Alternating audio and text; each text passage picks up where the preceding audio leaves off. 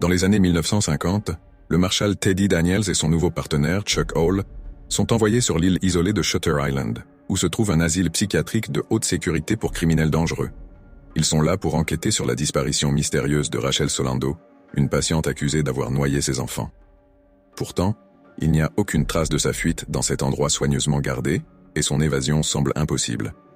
Teddy, hanté par le souvenir de sa femme décédée dans un incendie, commence rapidement à soupçonner que l'asile cache quelque chose de sinistre.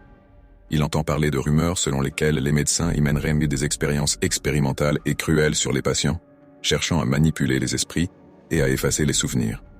Teddy est particulièrement intrigué par le phare, un bâtiment éloigné où il pense que des lobotomies secrètes sont pratiquées. Au fil de son enquête, Teddy rencontre des patients perturbants et des médecins aux comportements ambigus. Il est de plus en plus en proie à des cauchemars et des visions de sa femme défunte, Dolores, qui semble l'avertir d'un danger sur l'île. Chuck, quant à lui, essaie de raisonner Teddy et de le convaincre de ne pas se laisser consumer par ses soupçons. Dans un final terrifiant, Teddy découvre la vérité dans le phare. L'enquête n'était qu'une mise en scène orchestrée par les médecins pour lui faire réaliser qu'il est en fait Andrew Laedis, un patient de l'asile interné pour avoir tué sa propre femme après qu'elle ait noyé leurs enfants. Les visions et les indices n'étaient que des reflets de sa culpabilité refoulée. L'équipe médicale espérait qu'en revivant son passé, sous une fausse identité, il accepterait enfin la vérité.